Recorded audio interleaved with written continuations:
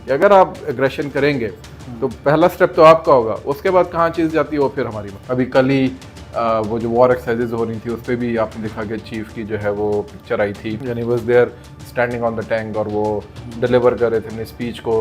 बिल्कुल ऐसा ही है, आपने देखा होगा एक बड़ा हाई प्रोफाइल टारगेट एक तो बलूचिस्तान के अंदर न्यूट्रलाइज किया पाकिस्तान ने, फरीद बलोच जो है। उसके बाद फिर सेकंड जो है वो यही 71 लोग जो आप बता रहे हैं, इनमें से 20 की जो तश्कील थी ये बेसिकली मुरीदके के लिए थी कि मुरीदके जाके ये जो है वो अटैक करेंगे। ये मेरी अपनी इतलात के मुताबिक है। ये अब मैं आपको खबर दे रहा हूँ आपके प्रोग्राम पर। जेहलम नेटवर्क जो है इसके बारे में ये कहा जाए कि हैवी इन्वेस्टमेंट, कुलभोजन जादेव स्टाइल पूरा का सीन था। इतनी बड़ी इन्वेस्टमेंट जो इनकी 3 साल से चल रही थी वो एक्टिवेट जिस दिन होनी थी उस दिन जाके डिसमेंटल कर दिया पाकिस्तान ने। तो ये 71 जो बंदे आपने एक ही दफ़ा, यानी इतनी बड़ी तश्कील टीटीपी की, यानी इतना बड़ा धचका मेरा ख्याल है अभी टीटीपी इससे संभल ही रही होगी अब तक कि यार ये हुआ क्या हमारे साथ, इसलिए उधर खामोशी हुई है। अस्सलाम वालेकुम नाज़रीन, मोहम्मद कज़ाफ़ी एक मतलब फिर हाजिर है नया दौर के प्लेटफॉर्म से। नाज़रीन हमारे बड़े ही प्यारे गेस्ट सलमान जावेद साहब एक मतलब फिर हमारे साथ मौजूद हैं। अस्सलाम वालेकुम सर। वालेकुम सलाम सर, सिक्योरिटी सूरत हाल को आप बड़ी करीब से देखते भी हैं और जो इस टाइम एक पाकिस्तान और इंडिया के दरमियान जो एक वार की सूरत हाल बनी हुई है, इसी दौरान आज एक मतलब फिर कोर कमांडर कॉन्फ्रेंस हुई है जिसमें आर्मी चीफ ने बहुत सी चीज़ें भी की हैं। इस हवाले से सबसे पहले बताएं कि आज क्या आप क्या समझते हैं, कोर कमांडर कॉन्फ्रेंस में क्या बातें हुई होंगी और किन मुद्दों पे बात हुई होगी? ज़रा एलामिया तो सामने आ चुका होगा, जो बेसिक एलामिया होता है, बाकी ये कि अंदर क्या बात हुई होगी क्या नहीं, बहुत एविडेंट सी बात है। क्या सर आई है ज़रा, ये मेरी ये कोई ख़बर नहीं है कि ये जो मौजूदा सूरत हाल है पहलगाम के बाद जो कुछ हुआ, जिस तरह भारत ने वॉर हिस्टेरिया क्रिएट किया, फिर उसके बाद इंटरनली जो कुछ हुआ, इंटरनल चाहे वो पॉलिटिकल एंड के ऊपर हुआ, चाहे नॉन पॉलिटिकल एंड के ऊपर हुआ, चाहे वो टीटीपी की तरफ से हुआ या कहीं और से हुआ, जो कामयाबियाँ पाकिस्तान ने समेटी होंगी मिलिट्री एंड के ऊपर या इंटेलिजेंस के एंड के ऊपर या आप कह लें कि डिप्लोमेटिक सतह के ऊपर, वो भी उस पर भी हम बात करेंगे। तो वो डेफिनेटली मेरा ख्याल है कि ज़ेर बहस या ज़ेर गौर आई होंगी। और जाहिर है एक मैसेज भी होता है कि जी के अगर कोर कमांडर्स जो हैं वो मिल रहे हैं और उसके बाद वो एक एलामिया जारी कर रहे हैं तो नीचे फिर फॉर्मेशन कमांडर्स और फिर फॉर्मेशन कमांडर से नीचे फिर बाकी फ़ौज किस तरीके से उसको ले रही होगी और वो किस तरीके से एग्जीक्यूट कर रहे होंगे सारी चीज़ों को।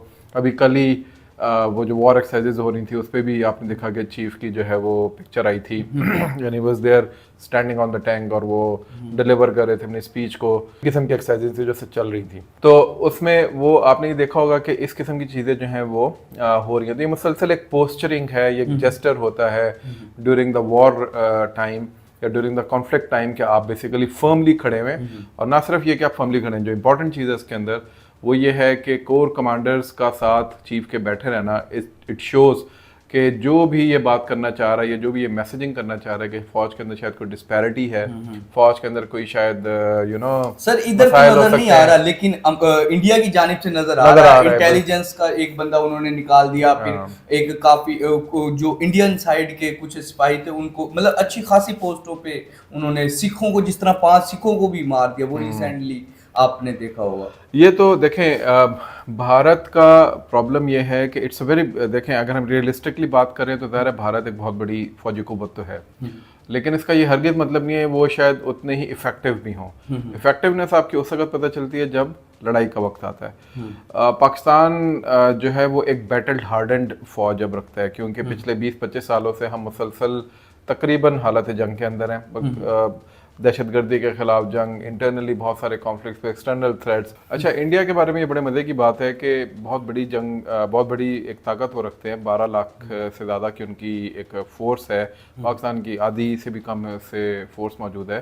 तो इसमें तो कोई शक नहीं कि इंडिया की बहुत बड़ी फौजी ताकत है, लेकिन ताकत का, फ़ौज का, प्रोफेशनलिज्म का उस वक्त पता चलता है जब आप जंग के अंदर आते हैं। पाकिस्तान एक बैटल हार्डेंड फौज है। पिछले 20-25 सालों के अंदर पाकिस्तान वॉर एंड टेरर के अंदर इन्वॉल्व रहा है, दहशतगर्दी के खिलाफ जंग करता रहा है, बहुत सारे महाजों के ऊपर पाकिस्तान को कामयाबी पाकिस्तान ने समेटी अल्हम्दुलिल्लाह। उसके बाद पाकिस्तान ने एक्सटर्नल थ्रेट्स को भी अवॉइड किया, इंटेलिजेंस साइड के ऊपर पाकिस्तान ने बहुत ज़्यादा चीज़ें गेन की हैं। तो ये वो चीज़ें हैं जो कि एक पाकिस्तान जैसा छोटा मुल्क जिसकी इकॉनमी बहुत ज़्यादा फ्रेजाइल है, वो जब ये कर रहा होता है तो जाहिर है उसका कॉन्फिडेंस लेवल जो होता है, उसकी फ़ौज का जो मोराल होता है वो डिफरेंट होगा बनिस्बत उस फौज के जो कि इन तमाम चीज़ों से शायद उस तरह नबर्द आजमान नहीं है। बिल्कुल बिल्कुल। हालांकि इंडिया के हम जब ये बात करते हैं तो इसका ये हरगिज़ मतलब नहीं है कि इंडिया के अपने अंदर इंटरनल कॉन्फ्लिक्ट्स मौजूद नहीं है। इंडिया में कुछ 150 के से ज़्यादा तहरीकें चल रही हैं, कश्मीर में भी तहरीक है, उस तरह शायद इस वक्त अरूज पे नहीं है जैसे किसी ज़माने में होती थी, लेकिन बहरहाल मौजूद है।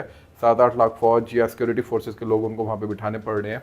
बिल्कुल। फिर नॉर्थ ये जो सेवन सिस्टर स्टेट्स का जो मामला है उसके अंदर है, फिर रेड कॉरिडोर है, फिर मणिपुर के अंदर मसाइल हैं, तो मसाइल उनके भी हैं, लेकिन वो फिर भी उस तरीके से एक कॉन्फ्लिक्ट में बहरहाल मौजूद नहीं है जिस तरीके से पाकिस्तान मौजूद अच्छा है। सर, अभी तो मैं बात मुकम्मल जी, कर लूँ जी, तो जी। पाकिस्तान की पोस्चरिंग जो है वो बिल्कुल आपको डिफरेंट नज़र आएगी when it comes down to you know in such an environment जिसके अंदर वो इंडिया को फेस कर रहा होता है। बिल्कुल। तो इंडिया जो है, दूसरा उसका जो मसला है इंडिया का वो है ओवर कॉन्फिडेंस।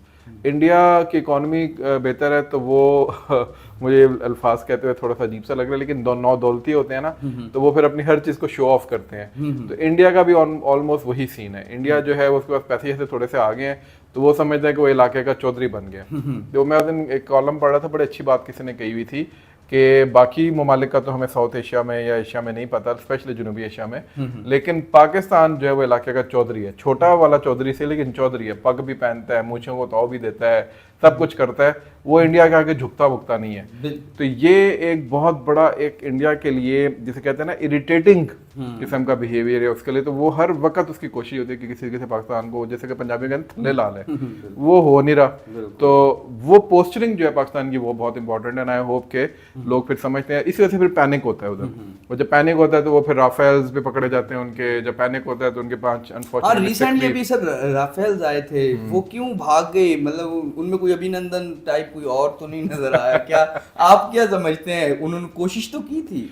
बिल्कुल, बेसिकली आपको याद होगा अरताद तारड़ साहब ने रात को 2 बजे एक प्रेस कॉन्फ्रेंस की थी, बड़ी उसमें उजलत में, बड़ी इमरजेंसी वाली थी। उससे पहले उन्होंने ट्वीट की कि we I am going to you know talk about something very important. उसके बाद उन्होंने की, इंडिया ने उसको 2 AM पैनिक का नाम दिया और वाइट वॉश करने की कोशिश की, क्योंकि वो चाह रहे थे कि उनकी जो हजीमत हुई है वो ना हो। ये बेसिकली स्विफ्ट रिटॉर्ट जो 2019 में हुआ था, ऑलमोस्ट वही केस हुआ। राफेल जो कि बेसिकली इंडिया के इस वक्त प्राइड है उनकी एयरफोर्स का, वो आए थे 4 राफेल्स मकबूजा कश्मीर की जानिब से, और वो उससे पहले ही पकड़े गए। ना सिर्फ ये कि पकड़े गए, बल्कि अगर जो अंदरूनी खबरें और अब तो खैर मीडिया पे भी आ गई हैं कि पाकिस्तान ने उनको लॉक करके, रेडार पे लॉक करके उनके सिग्नल्स जैम कर दिए थे। तो जब जो इस चीज़ से आशनाई रखते हैं उनको मालूम है कि इस तरह की फाइट, यानी डॉग फाइट या जो एयर स्पेस के अंदर जो फाइट होती है उसमें जब आप लॉक कर देते हैं और सिग्नल्स जैम कर देते हैं, then you are a sitting duck, यानी जिस तरह एक बैठी हुई बतख को आप मार सकते हैं वैसे आप उनको। पाकिस्तान ने सिर्फ, और ये पाकिस्तान की बड़ाई है कि पाकिस्तान ने लॉक करके अपने एयर स्पेस से उनको मार सकता था उनको, लेकिन पाकिस्तान ने फिलहाल एस्केलेशन जो कि पाकिस्तान नहीं चाहता, तो पाकिस्तान ने नहीं मारा। इसी तरह का एक वाक़या 2019 में भी हुआ था, भी बहुत कम लोग उसको याद रखते हैं। 2019 में भी पाकिस्तान ने जब अभिनंदन को पकड़ लिया था, सारा कुछ हो गया था, तो उसके बाद नेवी की साइड के ऊपर पाकिस्तान ने इनकी न्यूक्लियर सबमरीन को पकड़ लिया था, पकड़कर उसको सरफेस पे आने पे मजबूर किया था और उसको लॉक कर लिया था। नाउ इमेजिन कि पाकिस्तान जो है उसने इंडिया की न्यूक्लियर सबमरीन को लॉक कर दिया और उसको वो उड़ा सकता था। पाकिस्तान ने सिर्फ उसको वार्निंग दी है और उसके बाद उसको फिर जाने दिया, जस्ट बिकॉज के पाकिस्तान ने ये शो किया कि हम जंग को किसी और लेवल पे भी लेके जा सकते थे, लेकिन हमने चूज किया कि हम ना लेके जाए, इसलिए बेहतर है कि अपने ही हद के अंदर रहो। एग्जैक्टली यही मैसेज DJISPR ने भी दिया कि अगर आप एग्रेशन करेंगे तो पहला स्टेप तो आपका होगा, उसके बाद कहाँ चीज जाती है वो फिर हमारी मर्जी होगी। बिल्कुल बिल्कुल।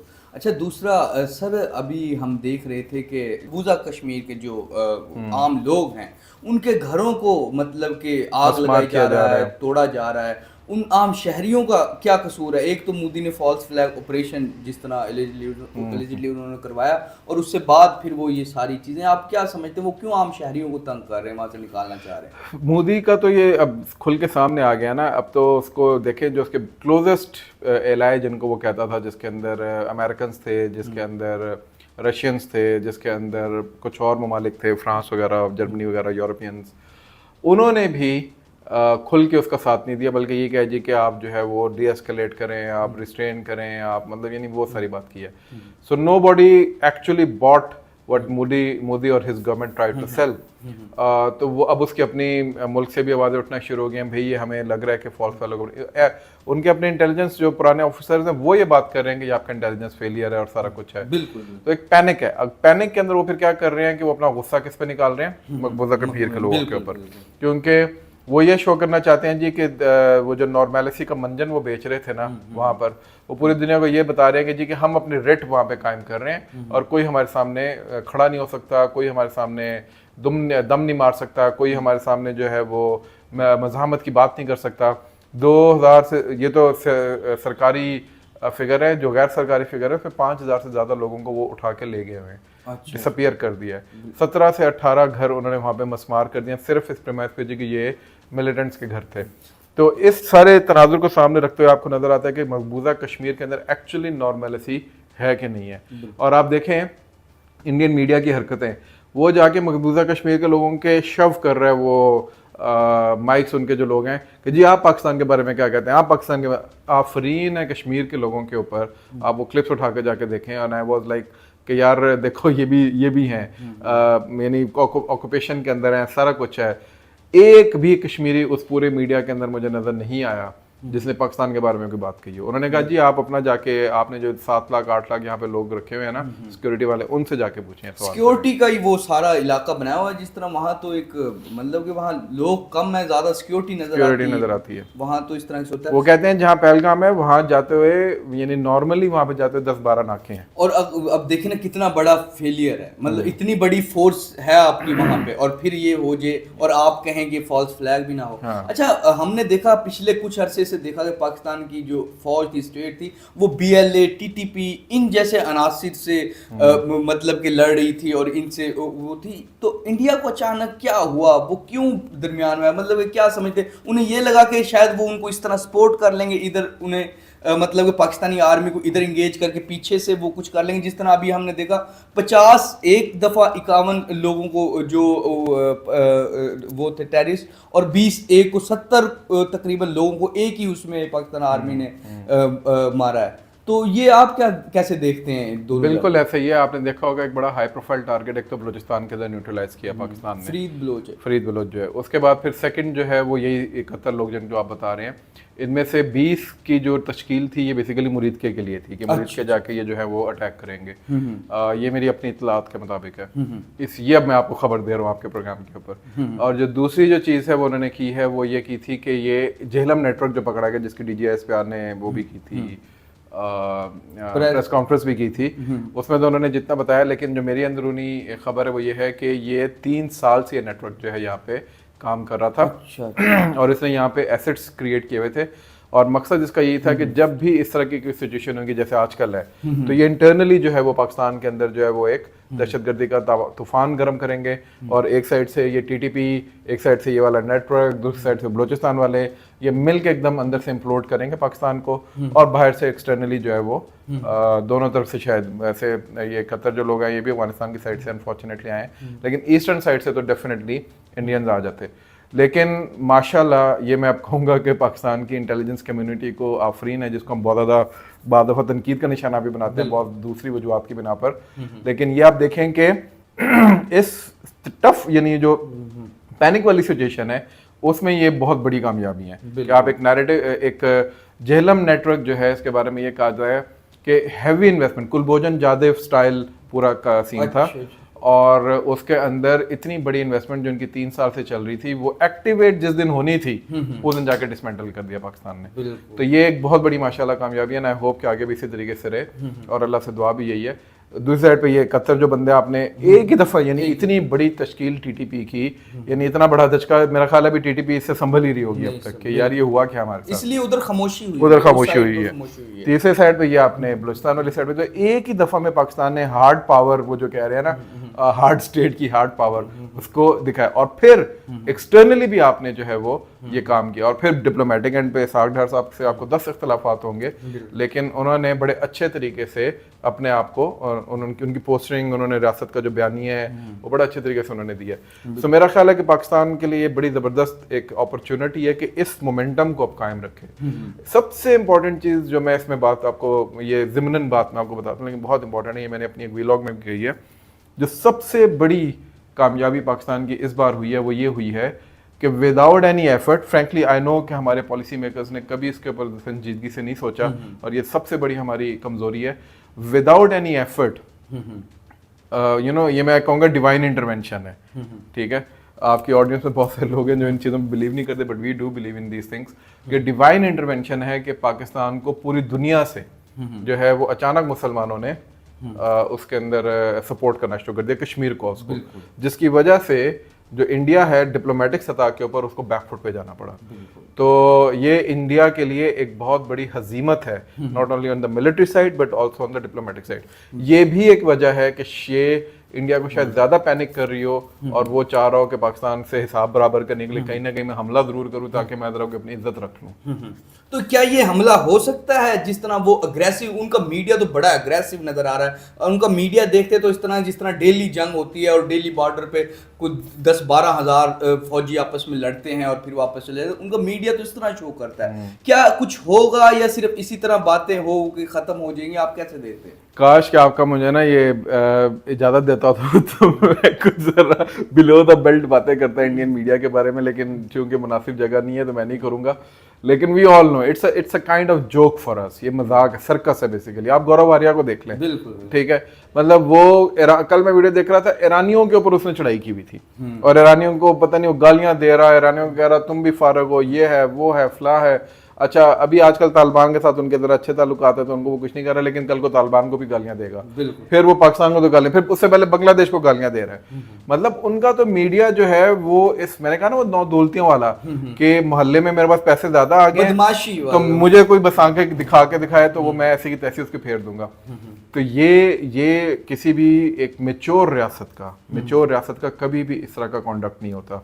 उसके मीडिया के तरह, मतलब आप ये देखेंगे पीटीआई ओन्ड, जो पीटीआई के वो है मोहित पीरजादा और ये सारे, शुरू में तो उन्होंने भी गंद घोलने की कोशिश की, लेकिन जब इन्होंने देखा ना कि पाकिस्तान अल्लाह का शुक्र है जरा संभाल गया चीज को, तो इन्होंने भी तारीफें करना शुरू कर दी अपने अंदाज में।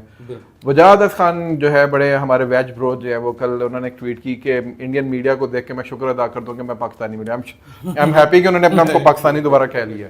तो ये बेसिकली एक शो करता है कि जो मेच्योर रियासतें होती हैं उनके ऑफिशियल्स, उनकी ब्यूरोक्रेसी यानी मिलिट्री ऑफिशियल्स, उनकी सिविल ब्यूरोक्रेसी, उनके पॉलिटिशियंस, उनकी अवाम और उनका मीडिया कैसे बिहेव करता है। और अल्हम्दुलिल्लाह पाकिस्तान में इस मामले में बहुत मेच्योरिटी का सबूत है। इससे ज़्यादा कूल एंड कामनेस आपको क्या नजर आएगी कि मीम वॉर के अंदर पाकिस्तान ने इंडिया के साथ बैंड बजा के रखी हुई। बिल्कुल सर, जिस तरह आप कह रहे हैं कूल भी है, लेकिन एक तरफ दूसरी साइड पे हमें नजर आ रहा है कि अग्रेसिव बिहेवियर भी है। हमारे डीजी एसपीआर भी और हमारे सारे जितने भी स्टेट के बड़े लोग हैं उन्होंने खुल के कहा कि अगर कुछ हुआ तो माफी नहीं मिलेगी। अगर शुरू आप करेंगे जिस तरह डीजी एसपीआर ने कहा, तो फिर हम देखेंगे कि हमने खत्म किस तरह करनी है। तो ये दूसरी जानिब अग्रेसिव बिहेवियर भी है हमारी स्टेट का।